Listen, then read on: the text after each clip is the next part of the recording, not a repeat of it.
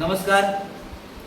जिल्हा परिषद पूर्ण प्राथमिक केंद्र शाळा बेतूर नंबर 1 येथे मी उपशिक्षक राजन सहदेव सुवर्ण राठोड पुन्हा एकदा आपल्या सर्वांचं सहर्ष स्वागत करत आहोत.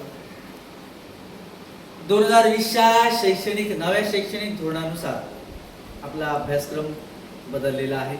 इयत्ता पहिली, दुसरी, तिसरी, चौथी, पाचवी, 6वी, 7वी, 8वी एकूण प्राथमिक शिक्षणाचा जो काही ढाचा आहे हा पूर्णतः बदललेला आहे. सीबीएसईच्या धर्तीवर, सीबीएसई पॅटर्नच्या धर्तीवर आपला अभ्यासक्रम नव्याने तयार करण्यात आलेला आहे.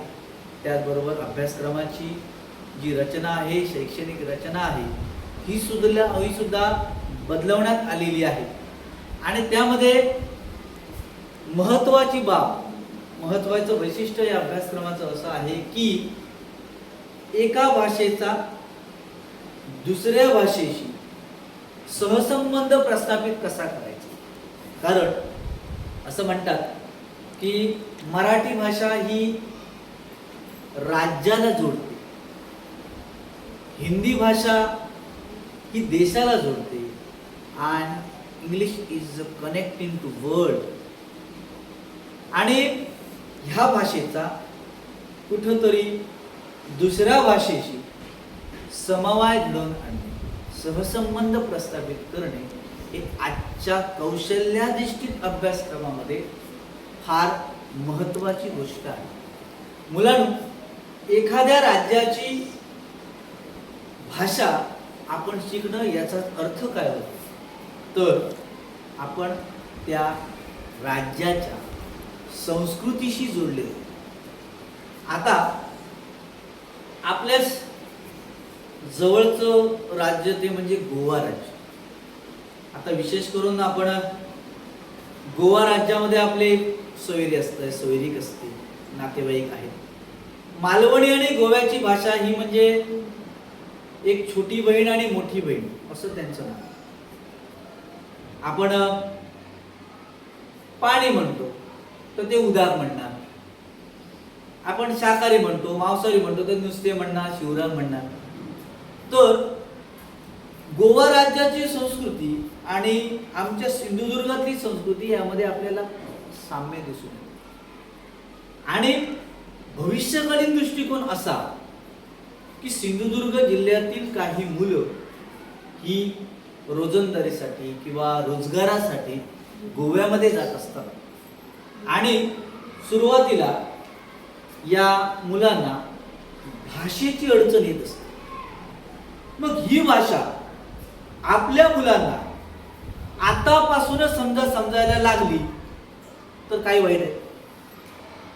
मग आम्ही आमच्या इयत्ता 5वीच्या वर्गामध्ये एक उपक्रम घेतला की गोव्याची भाषा शिकायची, निदान बेसिक संकल्पना तरी मुलांना समजणं गरजेचं आहे. तर आम्ही कधी कधी वर्गामध्ये गोव्याची भाषा सुद्धा बोलण्याचा प्रयत्न, गोव्याच्या भाषेमधील अनेक जी गाणी आहेत, ही अनेक गाणी आपण सुमधुर आवाजामध्ये आशा भोसले म्हणा, लताजी मंगेशकर म्हणा यांच्या आवाजामधून ऐकलेली आहे. आणि गोव्याची भाषा म्हटल्यानंतर त्याच्यामध्ये एक मधुरता आहे. आज मुलांना अशा प्रकारची भाषा समजणं फार गरजेचं आहे. मराठी भाषा, हिंदी भाषा, इंग्रजी भाषा, त्याचबरोबर इतर राज्यातल्या ज्या काही प्रादेशिक भाषा आहेत त्या मुलांना सुद्धा फार गरजेचं. न जाणं उद्या सकाळी कौशल्याधिष्ठित अभ्यासक्रम आणि या अभ्यासक्रमाचा अभ्यास केल्यानंतर मुलं जेव्हा स्वतः ग्राउंड लेवलला काम करत असताना रोजगारासाठी गेल्यानंतर तेथील भाषा मुलांना येणं फार गरजेचं असतं. मग आपल्या जवळच असलेलं जे गोवा राज्य आहे, त्यामुळे पणजीसारखं मोठं शहर आहे, मोठमोठ्या कंपन्या, मोठमोठ्या MIDC एरिया तिथे आहे. आपली मुलं सुद्धा तिथे जाऊन रोजगार करू शकतात.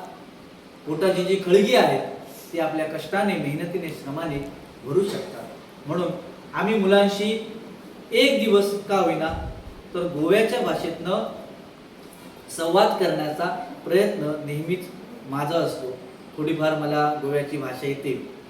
किती बादराव किती म्हणता, आओ किती म्हणता, किती म्हणता बरे बरे सगळे सगळे बरे किती म्हणता आज किती जेवल्या रे किती जेवल्या नुसते खाल्ल्या किती शिवराक खाल्ल्या उधार जाय रे तुका उधार जाय खंय वयता अरे खंय वयता हांव खंय वयता हांव वयता काजारांक हाय वयता लग्नाक हांव सायबा लग्नाक वयता मेरीच्या लग्नाक वयता म्हाक सायबा वाट दाखय रे हांव सायबा लग्नाक वयता मेरीच्या लग्नाक वयता म्हाक सायबा वाट दाखय रे पायातली पॉयजन तुका घे रे नाकातली नातली तुका घे रे